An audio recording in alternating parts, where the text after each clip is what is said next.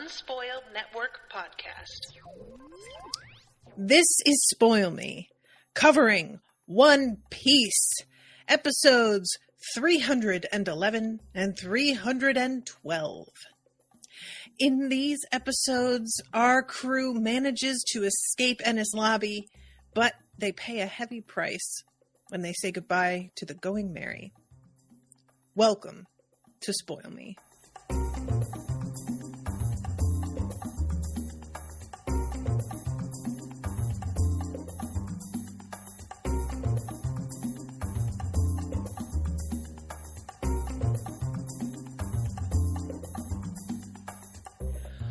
Welcome to the show, everyone. I am Natasha. And I'm Bernadette. Hi. I was about to be like, say something. Hi, Bernadette. I'm really excited. Bernadette commissioned the last one as a live watch. If those of you, this is such a shame, actually. I was about to say, those of you listening after the fact can go and find me watching these two episodes live on camera on Crowdcast. But by the time some of you listen, I will have transitioned to YouTube. And I won't have a lot of the recordings anymore. Florian made a special request that the wannabes be preserved. So I'm going to try and go back and download the video for all of those. And I guess I'll just have to upload those directly to YouTube. But that is likely going to be all that we manage to preserve, because otherwise I have to download a terabyte of data. So I hope that if you are listening and you want to go back and find this, that we aren't gone yet, because it was a fun live watch. I had a really good time. But I always have to start these by asking, Bernadette, why did you want to do this episode as a wannabe? And as usual, I already know the answer, but I'm asking anyway. This is actually the same reason why we wanted to have a live watch. I think after we commissioned episode 50 of One Piece or something, we just started shit talking about all the situations coming up, and we'd be like, this is a situation where everyone, no matter who, everyone cried the first time they saw this scene, whether they like the Going Merry or not. I'm not a fan of the Going Merry. So it was so fun for me to watch you be like, yeah, I really don't care for the ship. I don't know what they have. I want a new ship. And then we were like, yeah, we really need to make her watch it live, because Oda made everyone cry about a ship. And then we were like, yeah. Yeah, I got teary-eyed. I didn't cry like I have in some other episodes. Yeah. But I definitely, you know what it was? I was too high on the fact that I had just gotten to watch Rob and Tara Man apart, almost, basically. So that was carrying me through into too good a mood. But I definitely, had tears in my eyes. They just didn't roll down my face. I didn't cry to completion, is the way I think of it. It was a tear tease. Yeah. So, but yeah, this yeah, but it's just really sad. I want to ask you about this now. You said you don't like the Going Merry, and I have mentioned that I don't care about it, and there has been, it seemed, almost a uniform response of horror and dismay at the fact that I was so dismissive of it. But you feel the same way. What is that about? Yeah, the thing is, I don't like the ship in particular. Mm-hmm. I just like how the Strawhats like the ship, right? So this is why the situation was also sad for me. Yeah. But it's just... So the design of it's a ship. I don't know. I'm not emotionally attached to a ship. Yeah. I think that they, putting a face on it was an attempt to give it some sort of personality. But its eyes are just too spherical, or not spherical, just round, I guess, just perfectly circular with the dots in the middle, which it's kind of this glassy blank look. I feel like if they had put a different expression on its face, maybe it would have felt a little bit more real, but it just looked like a child's drawing, and it was so simplistic that it always kind of looked almost creepy to me. Just a little bit creepy, the staring, I am very curious if they I'm assuming they get a new ship. I am curious. What do you think? I don't know. Are they going to try and sort of reference the Mary in the design and do something once again with like a sheep's head? Or are they going to go in a totally different direction? Or are they not going to be able to choose the ship they get? Are they just going to wind up with something that got sort of, it was there and they had to steal a ship and now this is theirs? Or I don't know what. I mean, they're going back to Water 7, right? Are they at Water 7 when they burn the Mary? They are? I think they're almost there. So I think they get fetched by the iceberg guys, like on the way there. So they're going back to a place that's renowned for their shipbuilding. So hopefully they can, all the fucking shipwrights are dead though. Or if not dead, gone. The most famous ones, so except for Polly. Yeah. So we got Polly and Iceberg, I guess, too. But the other thing is that, I don't know if you remember, but Frankie stole all of their money. They don't have money. Oh, how do they get a ship? Frankie, what the fuck? Well, there's only one solution. Frankie has to build their ship. That's what it has to be. So if I go with that, this ship has to be real weird. This ship has to be a lot more mechanical than the last ship. The last ship was like an acoustic guitar, and now we need an electric guitar. So, because Frankie likes building gadgets, right? He likes building... Yeah, he basically weapons. Battle Frankies. Yeah, and him and like Usopp have grown to be buds a little bit. So I feel like Usopp is also a gadgets guy. I feel like this ship is going to have to be real gadgety. That's what I'm going to go with. Yeah, but Usopp left the crew. Okay, when are we going to get that moment? I really wanted it this last episode. You guys, okay, so for those of you who weren't at the live watch. We had so much fun. I have been waiting for the reveal to Luffy and Chopper that Usopp is actually Sniper King. And I really thought we were finally getting it in 312 when Luffy is running around the ship looking for him and can't find him. I was a little confused because at first I was like, well, he was just standing there without the mask on, so they know he's here. But then I'm like, well, of course they're looking for him. But they didn't notice that Sniper King wasn't there. And as Zoro puts it, if they haven't put 2 and 2 together by now, what is it going to take? It's a fair question. So yeah, what do you think? Would they ever learn? I have to assume they will. My main question is, why doesn't Usopp want them to know? Is he afraid to try and make up with Luffy? Is he? It's so fun. I'm sorry. I don't understand, because like Usopp was fighting side by side with Luffy already. It felt to me like it was very clearly you guys are on the same team now, water under the bridge. And I don't understand why he's suddenly been like taking it back and trying to go backward with everything. I don't know. It's just really like, to me, the fact that he wound up on the Mary with them while they were escaping, that sort of seals the deal, you know? And so the fact that he's trying to sort of like regain his dignity, I don't know if that's the way he sees it or how he thinks of it, but it feels like that's just what do they say, closing the barn door after the cows get out. It's too late, in other words, you know. Florian says he thinks it's a pride thing on Usopp's part. Okay. Bernadette's just letting me dangle. I don't know. I don't know. Because he says, what is it that he says to Zoro? It's too soon. Yeah, genuinely don't know. Especially the whole thing for Usopp. The fight was about how well, it wasn't really. We know it was about Usopp himself, but ostensibly it was about giving up on the Going Merry. And I guess that battle is lost. Like, you all said goodbye to the Mary. So their assertion that it wasn't possible to save the ship has been proven correct.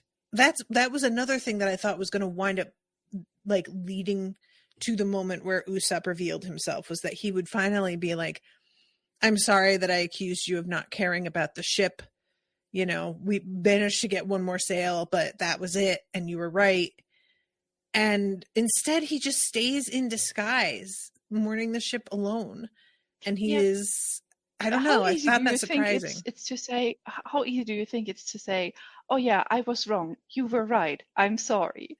People are just so good at that. I guess it's just, again, you fought side by side with him very recently. It's too, like, if he was Sniper King. He isn't Usopp. But he is, and Usopp knows he is. Like, Usopp, if you weren't prepared, then you should have been part of the fight. You should have minded your own business, is what it comes down to, sir. But you didn't, and so now you got to mind this business of admitting that you were wrong. Or even if he didn't admit he was wrong, let's say he's just like, hey guys, it's me, I'm back. I don't think he has to say sorry and that he was wrong. I don't think Luffy is even going to remember what exactly they fought about. I think Luffy is just like, hey, my friend who left and I was sad is now back and I am no longer sad. And that is it. Luffy is like, you know, we've talked about this, that he's ADHD and has a very short memory on certain things. He's ADHD, not like a human is ADHD. Luffy is like a puppy. Like, he's like my puppy, Sam, who, like, you'll hold up a treat in front of his face and he gets all excited. And then you hold up another treat on the other side of his face and he instantly forgets that one and is just like, oh, a treat on my left.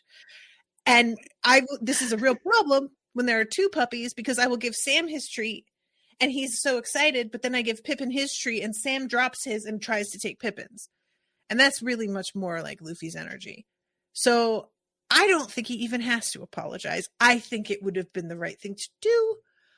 But I'm also a grown-up and I'm not pretending to be a superhero, but only like very, very kind of pretending.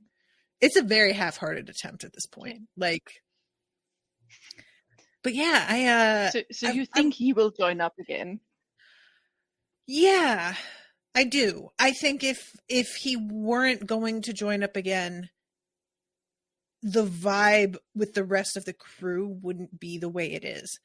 The fact that Sanji, basically everybody but Luffy and Chopper know who he is.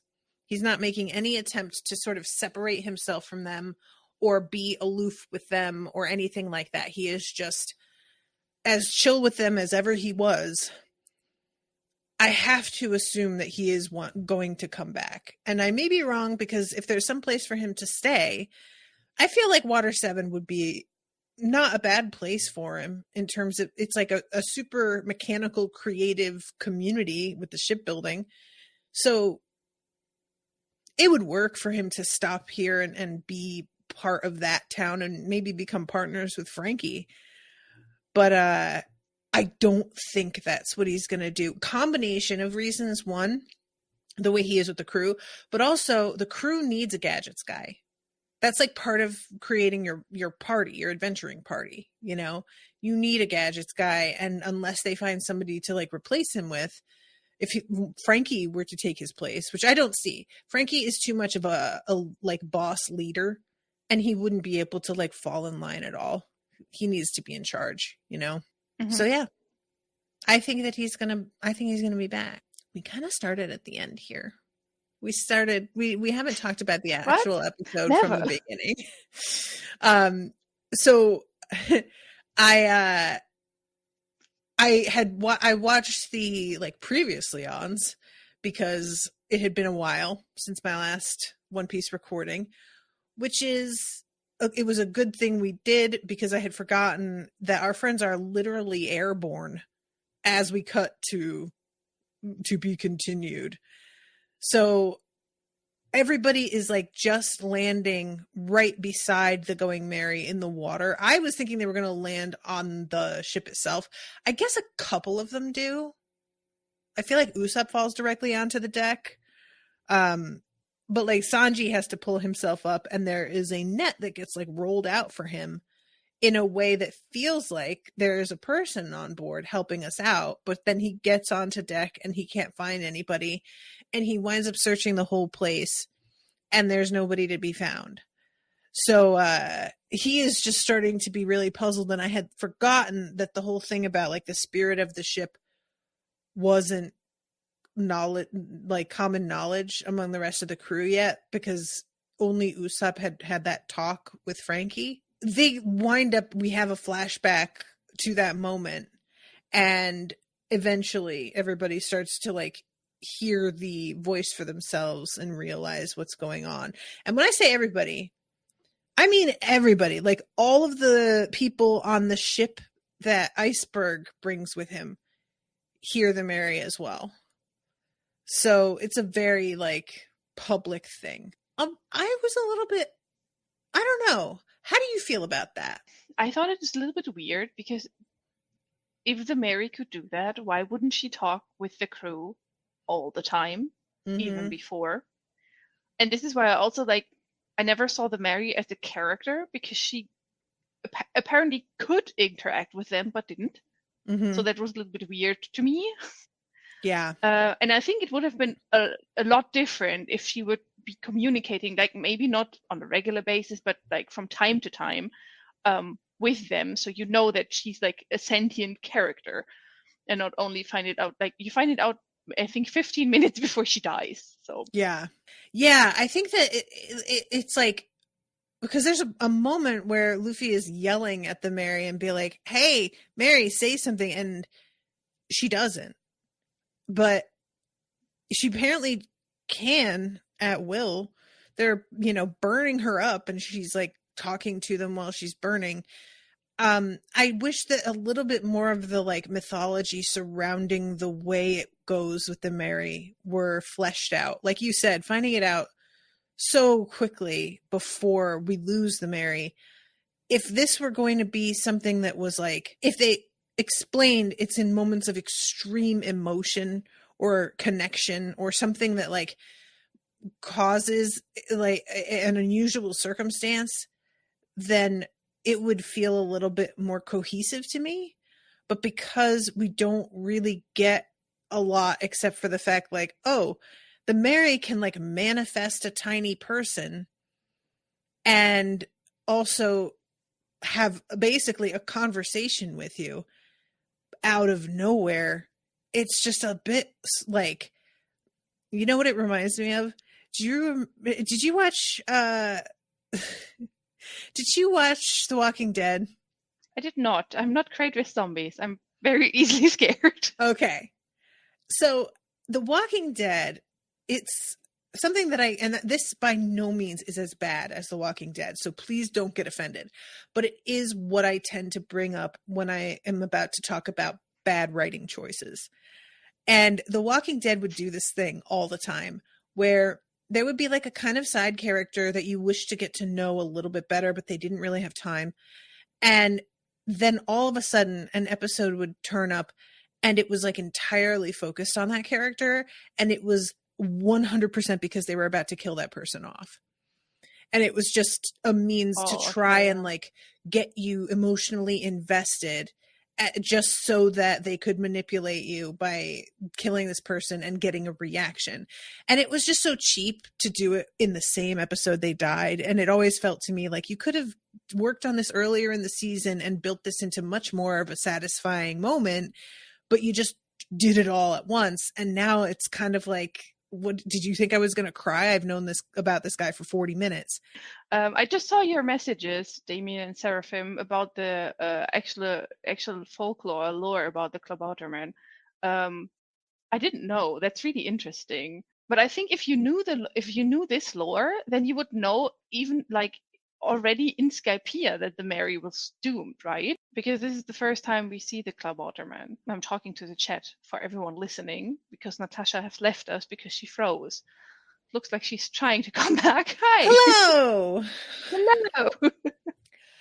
Yeah, let me read these in the chat. Sorry about that, everybody. I don't know what happened. Demian says, remember that in the original folklore, a Klabauterman only shows themselves when the ship is doomed. Seraphim says it goes back to folklore about the Clavataman. If anyone on the ship sees it, it means the ship is doomed to sink soon. One, I do not remember that. And I feel like the fact that I don't is probably not a great sign. Like, if that were going to be more of a thing, I would have liked for that to have been repeated a couple times so that it was not feeling like news to me right now. I'm sure that it was talked about, but because of how long and drawn out so many of the storylines in this show are, that has to be 20 episodes ago at this point. And if that is the case, what's that? Say that again. I said, I guess it's at least 20 episodes, because Damien just said in the chat, it's when Frankie first told Usopp, because when you were gone, I was talking about that. That means that if you know this lore, that the Mary was already doomed when Usopp saw the Klabautermann in Skypiea. Mm-hmm. So, and it's the Klabautermann, like it's a German word, so it's like actual folklore, like Oda relied upon. Right, so it's not something he made up. But yeah, I also didn't know. And it's also a little bit weird because, like, when the Mary speaks to them, it's not through a it's not through a little person.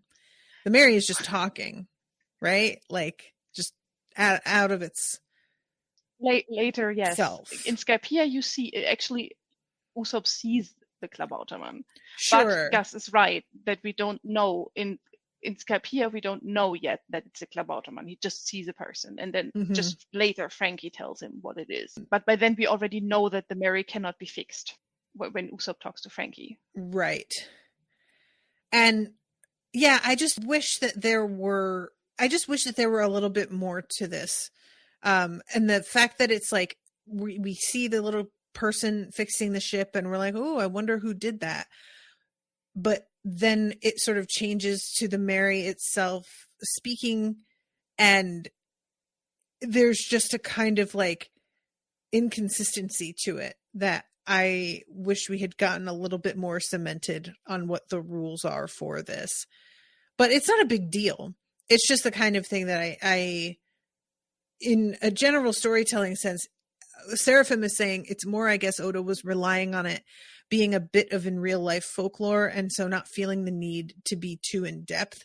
And I think that's the mistake for me, is like, that is not folklore that I was familiar with until it was mentioned on the show. And so sort of rolling with it in a way that's like assuming we know, or, you know what I mean? Beyond the basics. And the ship show, like when you hear the phrase, the Klabautermann, say it again for me there, Bernadette. Klabautermann. Klabautermann. That felt very unnatural. It's just Kla. Let's call it a Kla. Bauter. Yeah. I'm just going to say Kla. When a Kla shows itself, it is because a ship is doomed. That feels for me like it's showing up just before the ship sinks. Right? Like it's a momentary thing versus like, oh, the ship is doomed 6 months from now. So that, I think that's part of it. It's just a sort of like, well, it's a very dramatic thing to say they only show when the ship is doomed. But if it started showing up that early, it kind of feels like it shows up whenever it feels like, once it starts being like, all right, I've been put through it a little bit. Maybe we could use some work here. But it's fine. I'm so sorry that I can't say that word, everybody. It's really hard for my mouth to do it. So everybody gets up on the deck of the ship, and then we have this moment that was delightful where fucking Spandam, I keep wanting to call him Sandman, like every time. No, it's Spandam. Spandam. But I always think about Spam when I hear his name. Yes, fair. He is telling all of the Marines that he got new orders and that Robin is supposed to be killed, which is not true.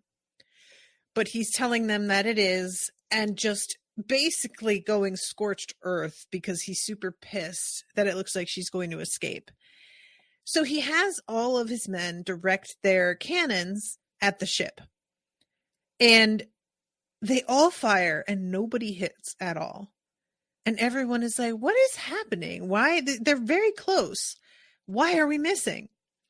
And then it turns out that what Sanji was doing when he ran away in the midst of that fight for a little bit and then came back was he was working on closing, right? Closing the gates of justice? I think closing, yeah. And this means that the whirlpools are going to start developing again in front of the gates. And he has essentially like locked the Marines in place and they can't get away in the direction they came.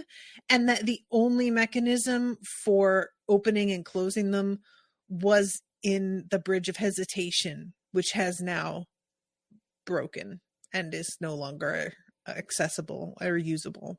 I love this. This was a really fun revelation. I didn't know what the hell Sanji could have been up to. And I think I said something about like the gates and whether they would open or close again. I was just sort of curious about how that would work. But like closing them with the Marines on that side, we don't see the ships start to spin into the whirlpool. Do we? Are we supposed to think that they wind up getting like sucked down, or are they like, how do they get out of it? Is my question, because it seemed like he was being set up, or he was setting them up to get sucked down, but we don't actually see that happen. No, we just see the beginning of where they start crashing into each other because they can't steer anymore, but we don't see like them actually being sucked up.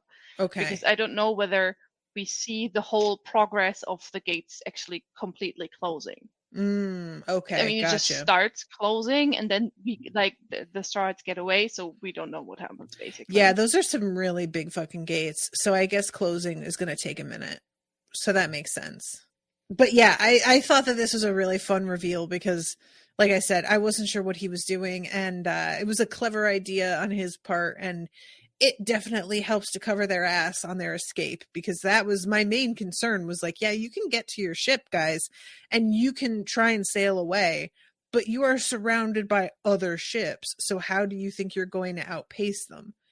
And we get a combo of the interference with the Marine ships, and then Frankie using one of his sort of booster jet things to send the Mary flying into the air, which is probably the moment where the Mary gasps out its last, because it lands on that busted hull pretty hard from like hundreds of feet in the air. God bless it. It's doing its best, but they're not making it easy. I did appreciate when everything is like said and done, Luffy being like, we really did not treat you that well.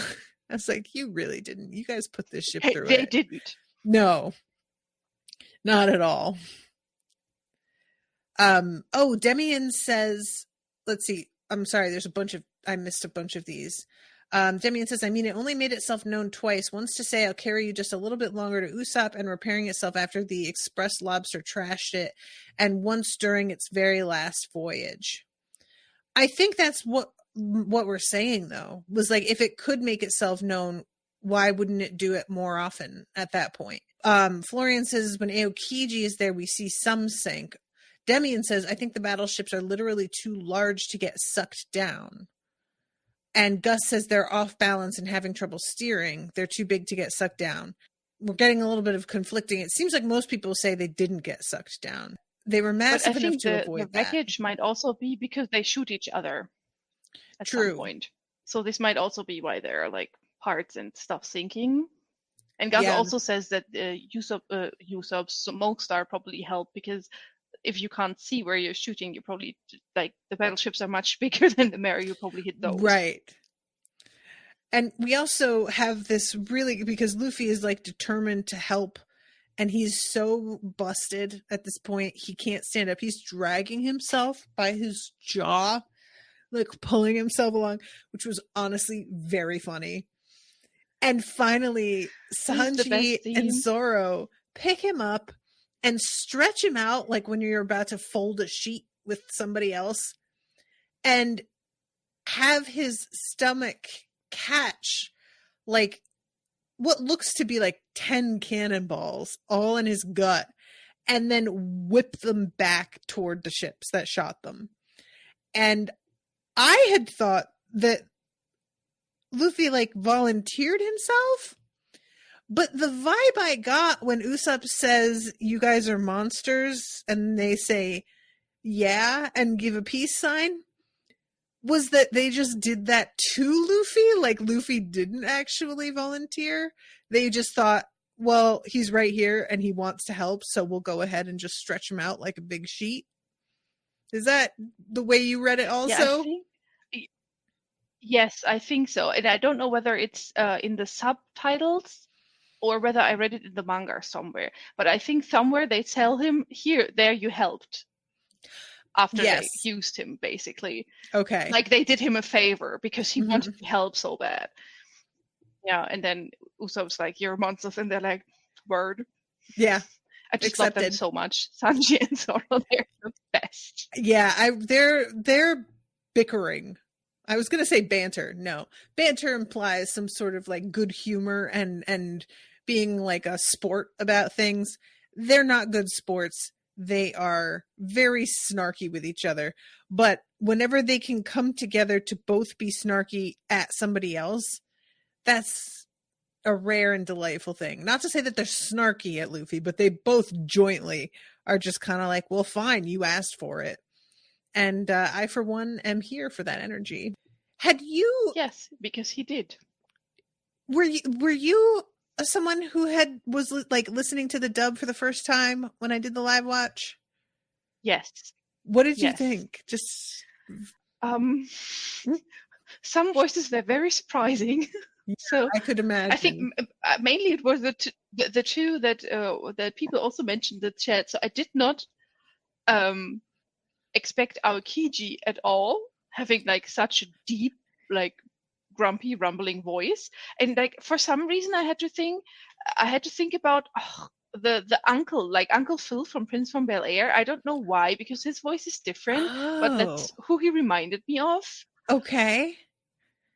That's a funny comparison. I don't remember his voice very well, but okay, I believe you. That's just who came to mind, even though I think his voice is a little bit different, and Frankie as well, because Frankie just like has a much more ridiculous sounding voice in Japanese because he's such a ridiculous character. And is he like higher pitched or like what does he sound like? I know that you can't, and he doesn't.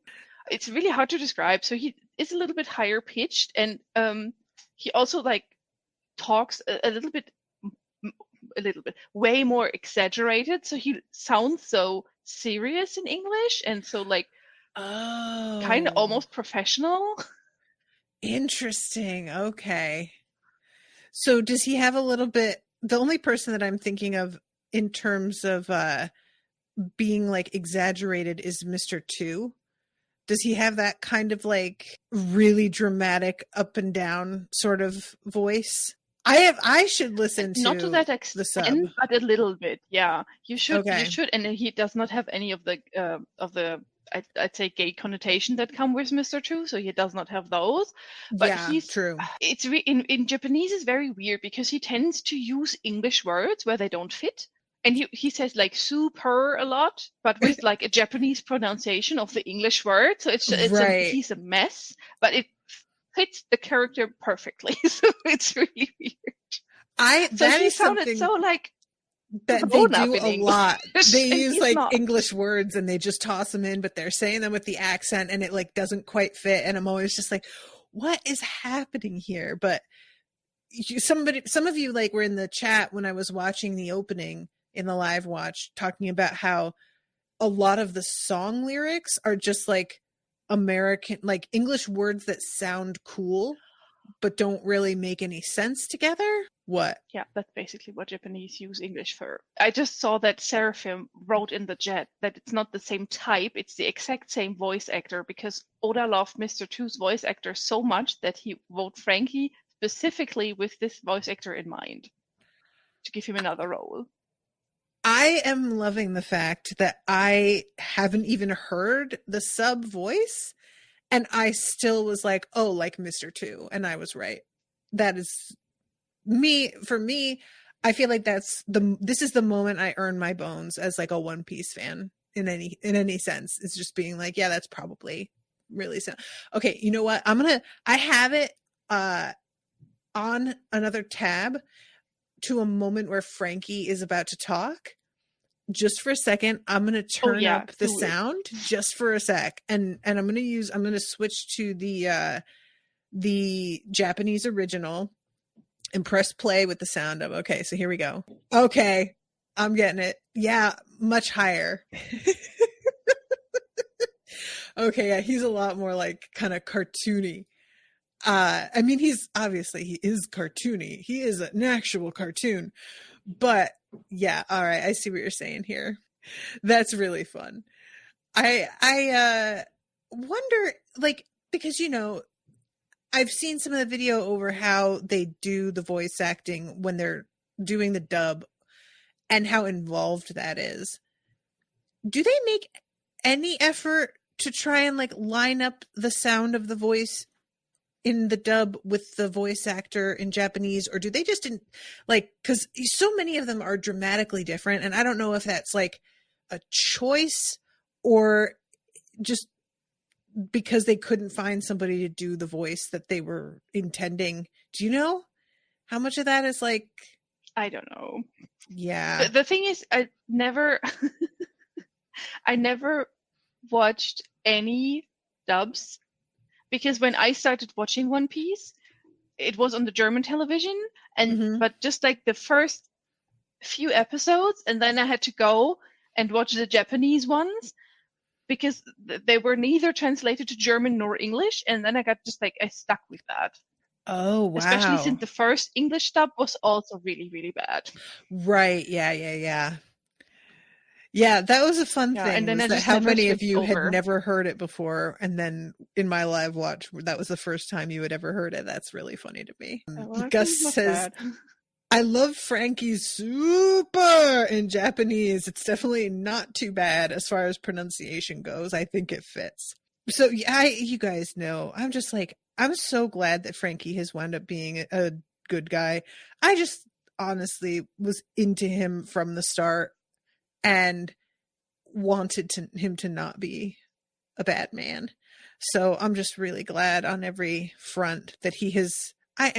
The thing that keeps hanging me up is that he can't give their money back because he spent it. That's bumming me out. I'm not gonna lie. Just do you have any theories on what he spent the money on? No, I assumed that he just frittered it away on his boys. And his two girls, because they're of course two girls only. But it just seemed like after he got the money, everybody was just partying all the time. So my assumption had been essentially that's where it all went. So yeah, I don't know. Oh, Seraphim is talking about the lip flaps. Yeah, that was the thing that I saw in the video with the voice actress who does Chopper's voice, was how many times they had her do the same take over and over because it wasn't matching with the lip flaps exactly. And I have to be honest, there were a few times where I was like, that did match up, but they made her do it over again anyway. She did the same line like 15 times.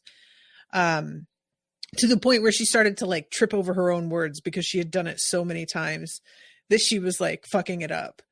But yeah, that part I knew. I was just sort of wondering about like the casting in general. I should go back and like listen to the Mr. 2 with the dubs and see what that voice actor was like. Because Mr. 2 is so over the top. They better have gotten somebody who was like, if it's the same voice actor for Frankie, but they got an English voice actor who is so serious sounding. Took away from that goofiness. The voice actors for Frankie and Mr. 2 in Japanese is the no, same. yeah, I know, but that's what I'm saying. In English, I don't know. My point is that if it's the same voice actor for both in the Japanese version, and he is so exaggerated, but they got somebody who is not very exaggerated for the English Frankie. I'm worried if I listen to the dub for Mr. 2, he is not going to be exaggerated either, which is like 100% of his character to me. So I've been very happy with the dub, but if I go and listen to Mr. 2 and his dub sucks, I'm going to be very sad. I hope that they manage to like preserve some of that sound, you know, that like musical up and down quality. I think they must. The guy who does this voice for Spandam has a sound to him that I feel like could really work for Mr. 2. So maybe they managed it. Look, there are only like 5 characters that I'm particularly protective of them getting right. And y'all know how I loved Mr. 2, and I really hope that was preserved and gotten correct. That's all I'm saying. Who are the other 4? Chopper, obviously, because Chopper has to be preserved and protected at all costs. Who was another one? I'm trying to think, because there have been a couple like along the way that then I sort of gave up on. I'm gonna have to get back to you on that. I really like, as much as Luffy's voice is so different from the dub, because his voice is much more like like it's like a gunshots, but like high pitched childlike gunshots. So his voice in the dub is way different. I've grown to kind of like it. Yeah, Sarah from saying Chopper's English voice actor is great. 100%. She's really good. But yeah, let me think about this and make you a list, because we've gone through so many characters over the course of this show. I mean, yes, the cast is just insane. So I'm going to have to figure that out, who exactly my top priorities are. Mr. 2 is just always like, I feel like he's my top fave. It's a combination of the fact that he seemed to actually be kind of sweet when you got past his villainous tendencies, and the utterly bizarre nature of his costume. I will never forget the entire swan bodies coming off his toes so that he kicked people with the swan beaks. Like, there has just not been a costume that comes close to that since then. That is number one weirdest out of everybody. And I was just, it seemed like every time he was on screen and he had to do another thing, we got to see another particularly strange choice, and it kept catching me off guard. Demian says, now that we're making inflammatory statements about voice actors, I will say the English voice actor for Robin is much better than the original Japanese voice actress, but the Sanji voice actor is much better in Japanese. I will agree with that. Demian. I remember Sanji having like a sort of deeper, rougher sound that made him feel a little bit more like tough. And he doesn't have that in English. There will be at least 2 scenes where you should watch the original Japanese just to get good Sanji voice acting. And there was some, I feel like the episode before these, somebody recommended I watch in Japanese, and I meant to, and I forgot. Gus says, I think the dub's attempting to match the Japanese mouth movements by inserting more English words is one of the main things that can make dubs seem more stilted to me. I wonder if a dub were to cut parts of the video to match English words with the right cadence, if it would sound better. That would probably cause a whole bunch of other issues, though. It's funny because I don't really come across moments that it feels stilted.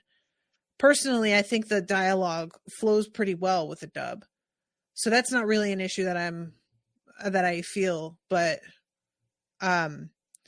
and Seraphim says, at least we can all agree even the worst current dub voice actor choices are better than anything the 4 Kids dub did. Texan Robin. Yeah, I remember, because the first when she appeared, she had the cowboy hat. Oh my god, that's right. I can't believe none of you told me about this. Hold on. We said it's bad. Hold on. I'm going to YouTube right now. I gotta know. I gotta hear it. Because that is... Okay. Is it still out there?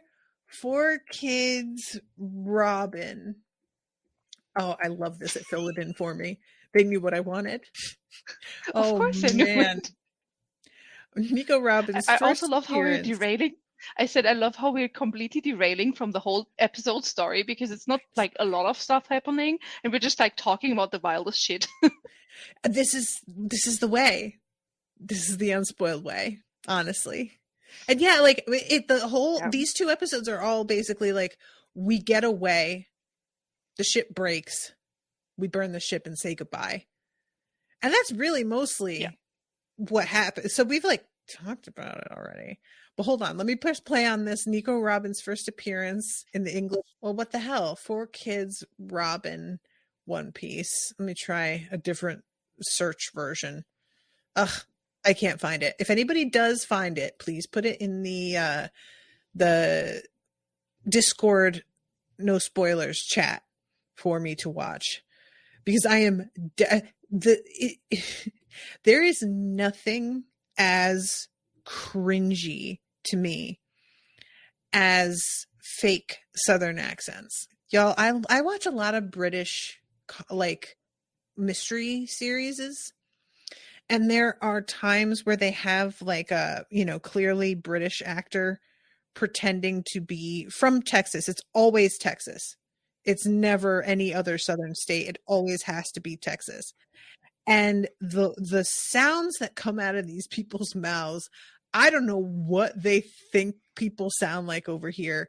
I guess it's the same as when an American is like, "Oi, I want a cup of tea, innit?" Like just that kind of, Yes. What are you doing? But like, it is so embarrassing. It is always so hard for me to like sit through those episodes. I just want to skip them when I get to them. So I am very much here for not only an upsetting Southern accent, but it being like a bad dub on top. Oh, that is juicy and delicious. I want some, please. Yes, thank you. Yeah, I will find you some videos, because there's also some weird like shit that they censored. Like for some reason Sanji's not smoking. He's constantly like doing Sucking the lollipop thing. Yeah. Yeah, instead of soda. Oh, Gus is already there. See, he's already found the video. Oh, thank you, Gus. Appreciate you. Came through right away. I knew I could count on y'all. But maybe I can ask another question. Okay, because I was wondering about that. We were like, okay, we need to ask Natasha, because I also picked these episodes because there's not a lot of like stuff happening, so there's a lot of time to hypothesize and make up theories about what's going to happen. Okay. What do you think about the ship? Because we touched it already, and you're like, okay, so there are several options. What do you think is the most likely? Do they get a new ship? Do they steal a ship, which then just becomes theirs? Can they build a ship? Can they just like not? I think they get a new ship and get it like built, or if not, what I would like and what I think will happen, I am hoping are the same thing because of tropes, right? So a lot of times when you've got like a sort of headquarters thing that gets busted up, burned down, whatever, in a show that's got a cast of adventurers like this, you come together to create a new headquarters that has specific things that speak to each of those adventurers, right? So what I want is a ship that's bigger and has like a really nice kitchen for Sanji and a really great map room I knew you were Nami, going to say that. and has like a workshop with like tons of cool equipment for Usopp, and maybe like a training room for Zoro with lots of weights. I don't know. I don't know what I would give for Robin, like a library. She could share with Nami. They could have a library map making room. Like those kind of go together, right? That's like a part of the same thing. What does Luffy get? He gets the whole ship. He doesn't need anything special. Part of his thing is the kitchen. Anyway, right? Maybe we could just have an extra large walk-in refrigerator for him. You mean with a lock? So he cannot. Oh yeah, I guess that but wouldn't the be lock for is him. then again for Sanji. Maybe he could have like a ship's seat on the prow of the ship.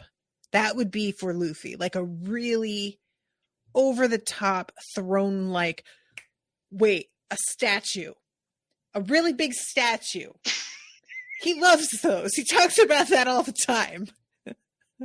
Let's give the man what he wants after all this time and just put up a big fucking statue of who I don't know. He never specifies. He just says a statue. So I have to assume of him, right? Of himself? I don't know. I mean, it like a huge statue would be the most unnecessary shit on a ship ever because it's just like heavy, which you do not want. So maybe the figurehead at the front is of Luffy. Luffy, like the figurehead. You know what I mean? Yeah. That would be hysterical. Instead of the lamb head, they just have a Luffy head. And with the hat, like around him. Yeah. I love that. If they, he would love that. Tell me that he wouldn't love that.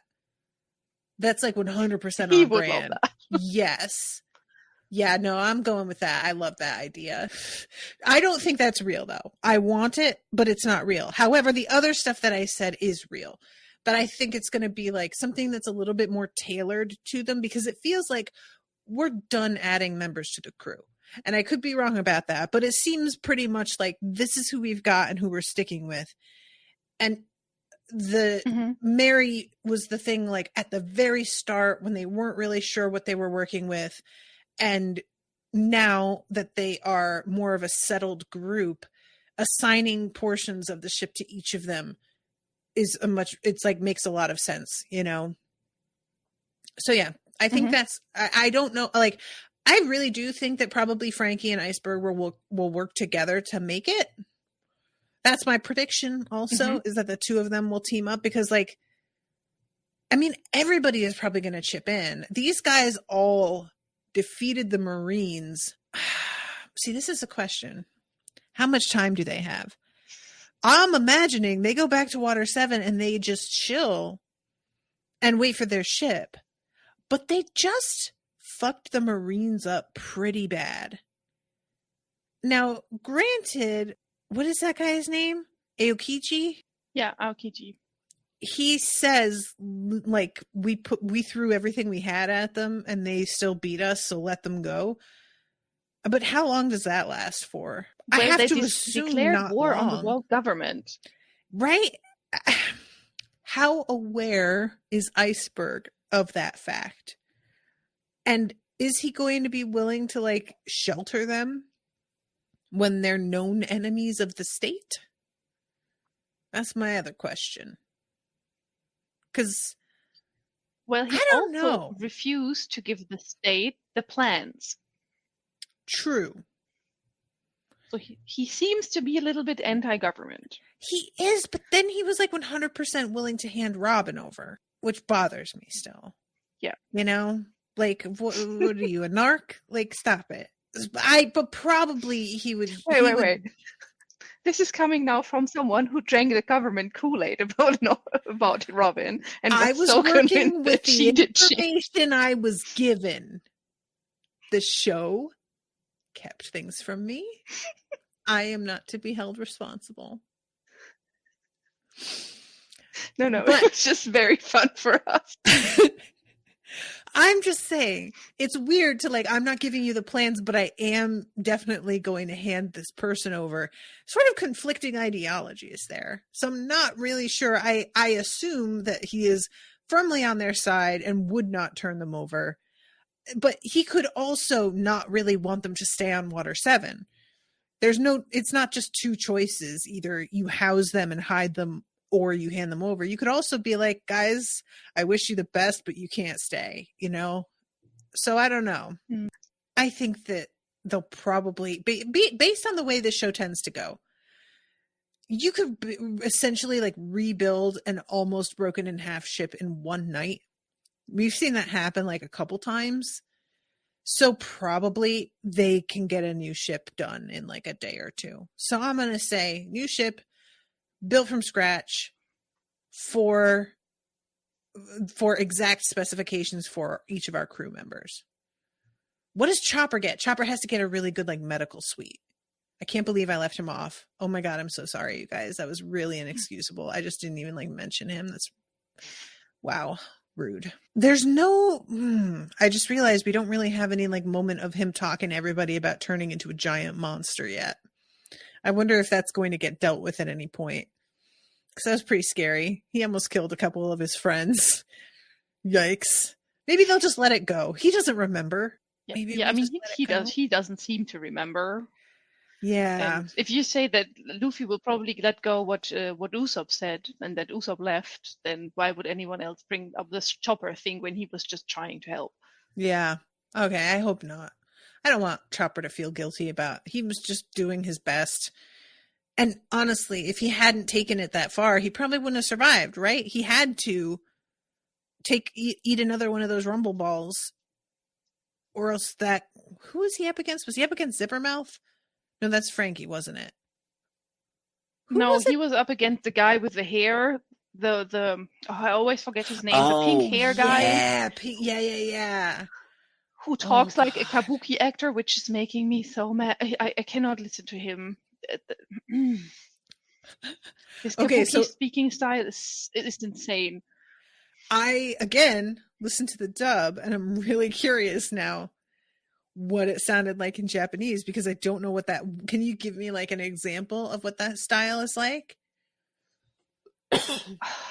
Okay, it's really difficult for me because it's quite embarrassing. But he draws out, and also like I cannot, but he draws out syllables like really, really long. Oh, Komadori, that's his name. Okay, now I cannot think of an example sentence. Oh no, it's probably better if you just like listen to it. I don't know what he does in the sub. In the sub, he would say does... like, let's say the sentence was, "You cannot win against me." He would say something like, "You cannot win against me." It would be like that undulating, long, drawn out. And it was he very does the same in Japanese. Over the top. Okay. He does exactly the same in Japanese. I loved the bits with him, I have to say. Like the flower petals, the spotlight shining down on him, and that like drum very softly as he began his thing. That was good shit. Big fan. I wish that we had more characters with like that style of animation where they're suddenly on like a black screen, like they've gone somewhere else, been transported, and everything around them is totally thematic for a second. We get that with some people, but it's like in Full Metal Alchemist, whenever Armstrong shows up and there's just like flower petals and hearts all around him whenever he flexes his muscles. Did you watch Full Metal Alchemist? You know what I'm talking about? No, I've not.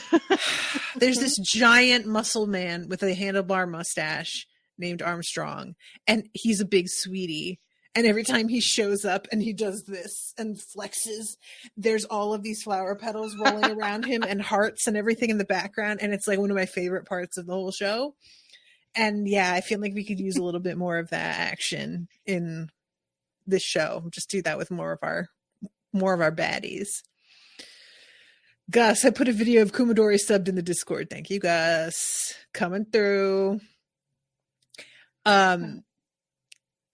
Seraphim, but you trusted the sources of that information, knowing they were the government saying this.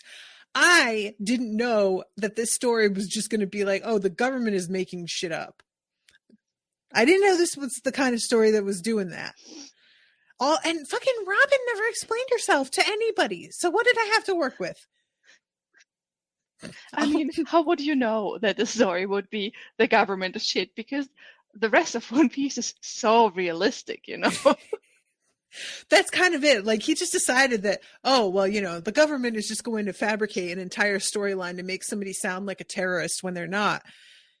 Oh, we're doing that? That's real life shit. That's the Black Panthers. everybody. So yeah, I just didn't know that we were going to be that real with it. That's fair. Yeah, but this I really like about One Piece. It's so ridiculous, it's so over the top crazy, but the government still ain't shit. Right? Like, I have to admit, once I found out that was the direction it was going, my respect went up. I was like, oh, okay, I understand and accept this, and I am pleasantly surprised, if anything. I just really, because the show has our guys mostly fighting other pirates a lot of the time, they're often like being pursued by the Marines, but they don't really go up against Marine people directly that often. It's up to recently, they have gone from island to island, and they have found people being oppressed by other groups of pirates or whatever bad guy, fill in the blank. I really thought that it was kind of like pirates are mostly bad guys, unless they're the One Piece crew, I guess. And we have to like instill order. It felt kind of like they were the cops, but just sort of, cops on their own terms. And so I just didn't realize that like there was going to be any theme of greater. Mostly, it seems like when they recontextualize things, the villains that they've come up against, a lot of them are working for the Marines, right? Like, weren't the what is the name of the group that had the Mr. 2, Mr. 1? Were they Baroque Works? Yeah, was Baroque Works like kind of a government agency? So Baroque Works? No, this was like a secret agency led by Mr. Zero, who coincidentally also was part of the government because he was one of the 7 samurais of the sea. But that wasn't like him on the books for the government. No, this was off the books. Okay, yes. That's what I got confused which about. Is why, okay, got you. Which is why Smoker lets them go from Alabasta. Right. Because he's like, because we fucked it up here, because we should have done what they did. Right. I forgot that's the... So this is what I also like about the Marine, that they're like multifaceted. You have like people who like straight up ain't shit, like Spandam. And then you have some Marines who apparently have some sort of moral compass.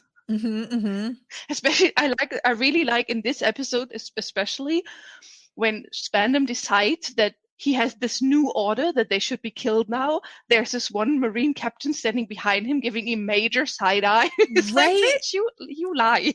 I was waiting for him to say something, and he doesn't say anything. And I was like, I assumed that guy was Spandam's superior, but because he doesn't say anything, I guess he's not. And Spandam is his superior, and he just can't like second guess him in front of everybody. But yeah, that moment I was like, he's definitely got his eye on you. Like the whole thing with him lying all of a sudden, I was really not surprised that he did it in general, because this is definitely a dude who wants revenge and feels personally insulted by the fact that he failed his little mission. So I believe that he would just be like, fine, just kill her. I do. However, the fact that he was willing to throw away his own reputation in a way by like having her killed, and yeah, you're going to have satisfied your personal vendetta, but you're still going to have failed your mission, because that's not what they asked for either.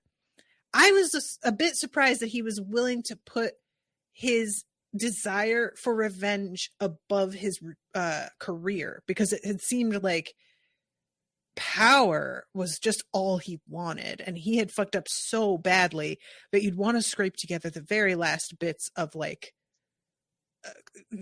competence, I guess, that you could muster. So yeah, but I don't think he saw that as loss of power, because Seraphim explains it in the chat. So Spandam is not Marine, so he's from the government directly, so he's basically CIA kind of. Oh, okay. So I think this is part of where I'm lost, is the separation between the Marines and the rest of the government, because I feel like I only have seen the Marines mostly. I have like, are the guys that were introduced in that one episode a ways back, are those regular like CIA equivalent, the way that you're talking about, like, you know, the episode where it's just an introduction of one big name after another, where I was kind of like lost, especially because the subtitles I was watching, it didn't subtitle a lot of their names and stuff. Were those men part of the Marines, or were they part of the world government? Like, what's the difference? So you mean these 5 old dudes, right? I think so. They're all sitting at like a long table, and yeah, so they are like the world government, and then you have the Marines who are just like the police, and then okay, but you have also like government officials like Spandam. Okay, and gotcha. When he came to Tom, or to Ice, like, no, I think it was, maybe it was who came to Tom, but he definitely came to Iceberg. He had always these guys with him with like the dark black suits. So these are also like government people, but not Marines. Okay, gotcha. All right, so the Marines are just the guys that we have encountered directly the most, because that's where our friends are, is on the open sea. Yeah. Okay, that makes sense. I mean, they're the police. That they are the ones what you, like a regular ass person, would normally come in contact with the government with first. Right. Okay, that makes sense. I feel like I had another question about this as well.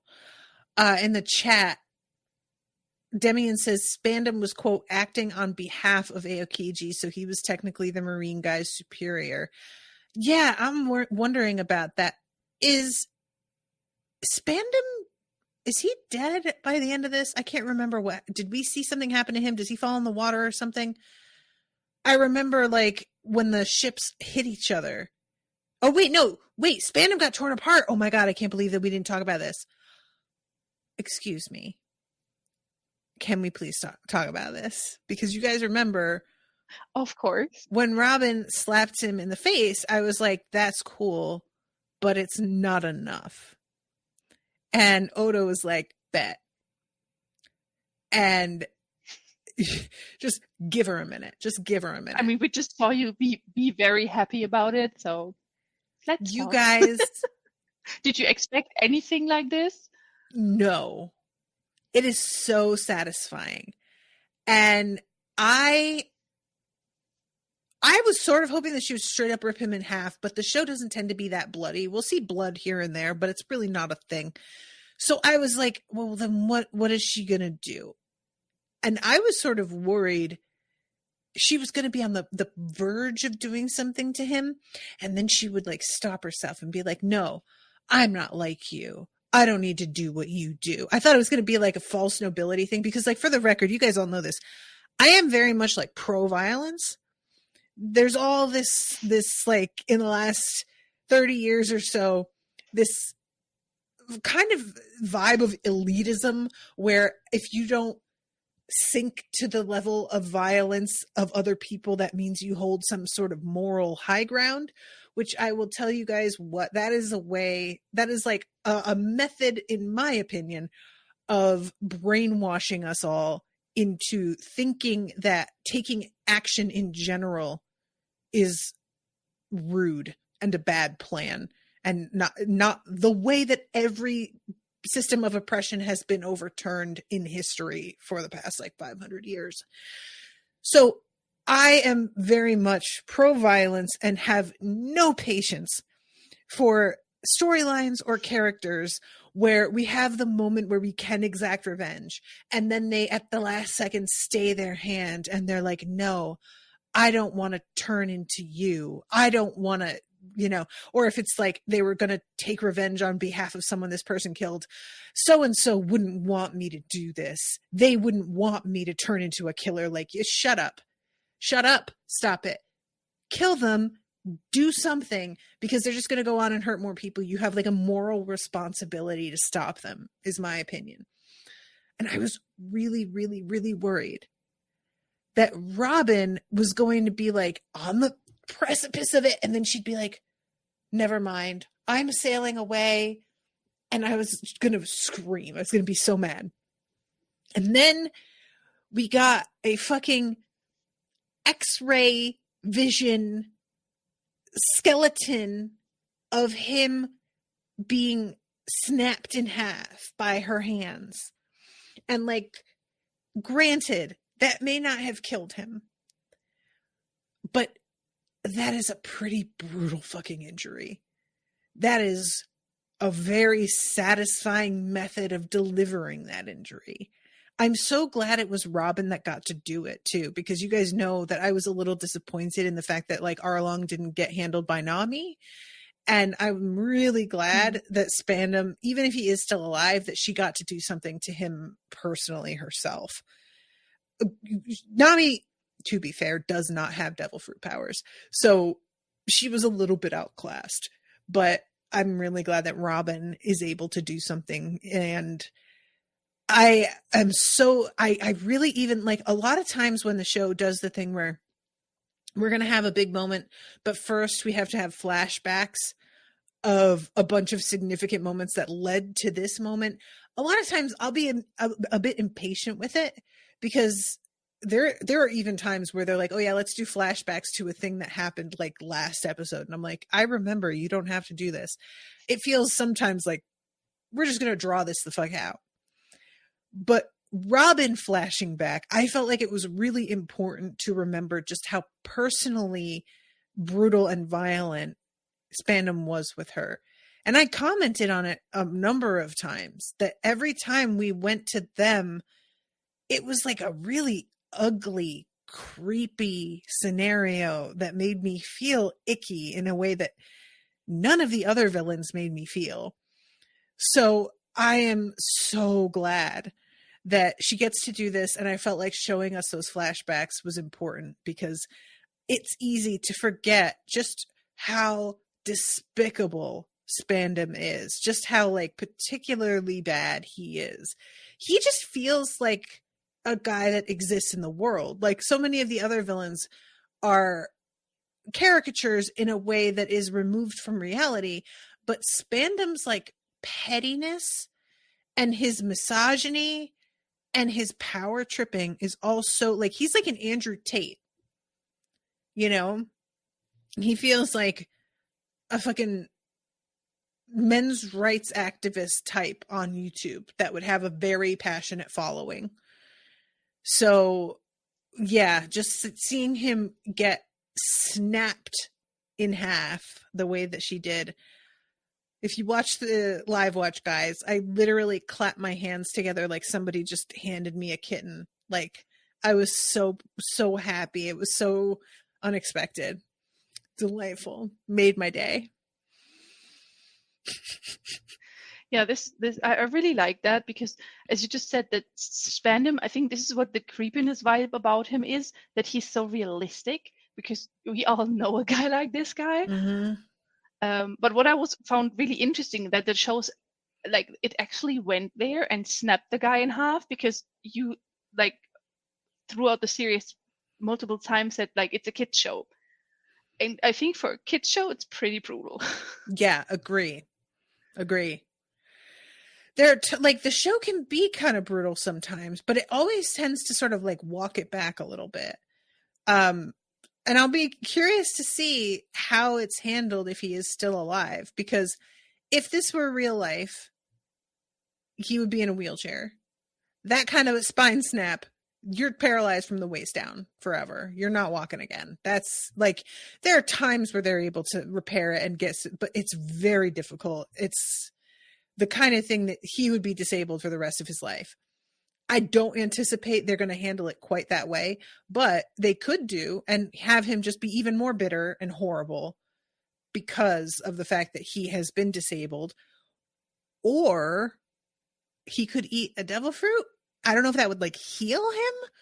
I really don't know what devil fruits do in the case of like could they fix somebody that had a spinal injury like that? And like, it's just weird though. He had devil fruits and he could have eaten one himself and he just didn't. He just gave them to his CP9 people, which I bet he feels like a pretty big dodo now. Yeah, I don't know, but I hate him. He got them from I the hate him government. so much. Oh, so you think he will be coming back? So he's not dead? I mean, the fact that we didn't see him laying there with his eyes white, to me, signals that he's not dead. Like, we didn't see that. We just saw his body fall to the ground. And it seems like if we're signaling that somebody isn't showing back up again, their eyes tend to be white when they're on the ground. And that's like the shorthand for they're dead. Gus, he could have been a giraffe. Can you imagine? He would have been so mad. Spandam is like, he would not have been able to handle the indignity of that being the power he wound up with. He would be very upset. That's really... Well, Kaku really liked being a giraffe. He tried so hard. He tried so hard to make the best of it. I respect that. I do appreciate how much it looked like him. Even when he was in animal form, he still kind of looked like himself. It wasn't just the square nose either. He was just such a gangly guy. It suited him. Yeah. Anyway. I mean, they were not Spandam's personal devil fruits, so they were probably from the government for the CP9 agents. So yeah, I keep forgetting that. Seraphim, a giraffe is too noble. He needs the earthworm fruit. Can you imagine like a human-sized earthworm? How fucking hideous that would be. Earthworms are difficult enough to look at, very, very small. But all of that slimy ridges and everything like on a big scale. Oh, God. And then they eat dirt and poop it out. Ew. That feels right for him. Yeah, all right, Seraphim, I'll give you that one. Yeah, I vote for Slug, for Spandam. Slug, yeah. That works. I'm like, any animal that's got a sort of, the one that I think of as naked mole rat. Have you ever watched Brooklyn Nine-Nine? No. There is a character in that show named Gina who has wolves as her, as she calls them, spirit animal, even though that is not the term you want to use anymore. And eventually she like fucks up pretty bad. And she had been wearing shirts that had wolves on them, but she gets a shirt that has the naked mole rat on it. And somebody's like, what's the deal? And she says, I am no longer worthy to call myself a wolf. Now I'm a naked mole rat named after God's most disgusting mistake. So, I mean, yeah. It's not wrong. Mm-hmm. Naked mole rats are bad. But Damien said horrible looking. I just had to laugh. Damien, with the slug fruit, he would be spineless, which would be doubly fitting. That's true. Oh, man. Yeah, they're like... And then he would just have like a slime power. I really want him to eat the human fruit, but unfortunately that's taken already. But it'd be very funny if he ate a fruit and then just got no power at all. And he kept trying to make things happen. Yeah, you get nothing. And it was just, yeah. That would be my favorite. You get nothing except -50 to swimming. Exactly. I wonder, even if Spandam, like, you know, I'm assuming that we will see him again because of the fact that we didn't see him with his eyes whited out. But if we do, I'm really curious about the circumstances surrounding handling this level of failure, because he fucked up so bad. And I don't see him having this position with the world government after this. How, you know what I mean? Like, I feel like it has to be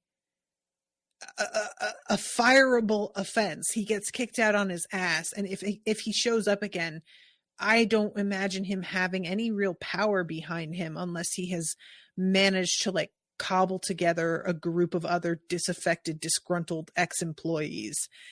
he's definitely not going to have the Marines with him again. I wouldn't think, unless he spins it somehow. But there was a witness, and like Aokiji, I mean, he could just be like, okay, the Marines were incompetent, and this is why everything failed. Like, look, their whole island got like trashed because they were so incompetent. Yeah, but he called the Buster call. I guess it just depends on the way the show decides to play it, because usually, even if the Marines are incompetent, the commander is the one who gets the rap. Like, the buck stops with the person in charge, you know. But they may not play it that way. So, and there's of course always like, what if he has a very special famous daddy who can step in and keep him from getting in trouble? What if he's got like, there's some he's a nepo baby of some type? His dad is, I guess we know who his dad is though. Is his dad still alive? Yes. Do we know? His dad is still alive? This we don't know. Oh, okay. This we don't know. We just know that this was the guy who blew up Robin's home island. Right. With the first Buster Call. This was So- his dad. So he is kind of a nepo baby. Yeah. Maybe he's safe because of that. I don't know. Seraphim says, this is the world government. I'd say this is a firing squattable offense. Rob Lucci was there for all of it, and you know there's no way he's saying anything to make Spandam look better. But again, I'm going off of Rob Lucci being dead because he had his eyes whited out. Now, he may not, but it's a very inconsistent thing with this show, whether that means that somebody's dead. That's how Arlong looked, and we haven't seen him again since. So I am assuming Arlong is actually dead. But we've had other characters who looked like that and then turned out to be fine, and they had just been like knocked out. I think Buggy, the last fight we see with them, he has his eyes whited, but we have a whole Adventures with Buggy couple of filler episodes. So yeah, it's really tough. Like, mostly I expect everybody to circle back around at some point, but it remains to be seen whether that's part of the official plot or whether that's part of a filler episode. Because we had so many people, like old villains, showing up in some of the filler episodes where they're living an entirely different life on an island where Nami works in a tea shop or a restaurant or whatever. So I'm going to say yes, though. We'll see him again. I don't want to, though. I don't like him. Okay, but so when we're talking about the future, so we said, okay, or you said, okay, they will get a new ship and they will get it custom made and everything. Where do they go from there? Any ideas? What happens next? I mean, they fucked the whole shit up for the Marines. Mm-hmm.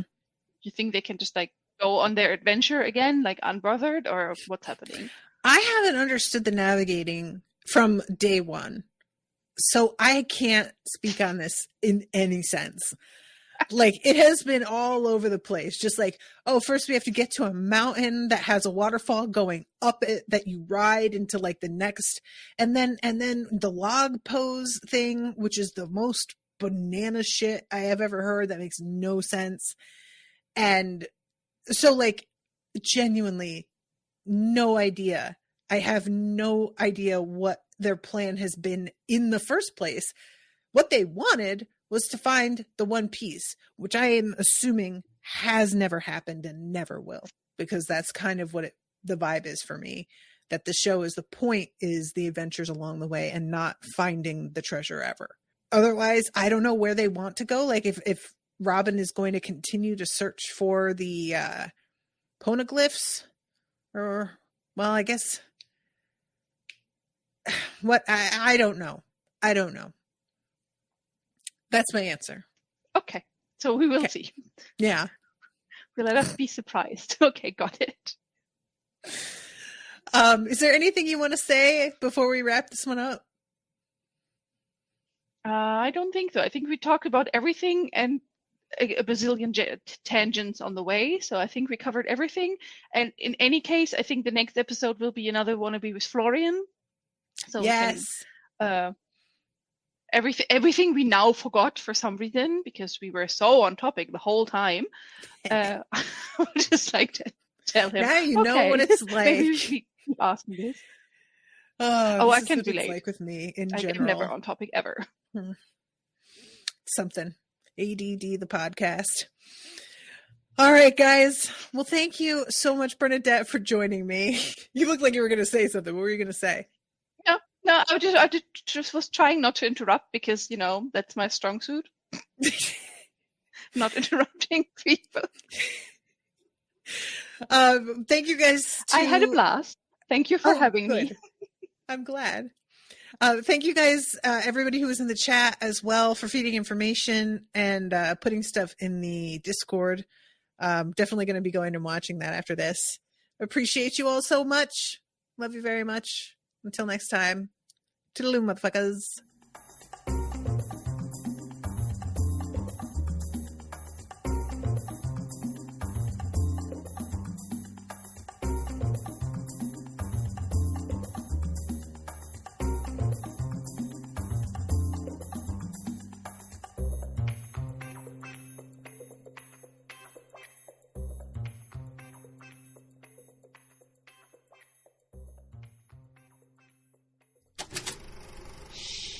That was an Unspoiled Network podcast.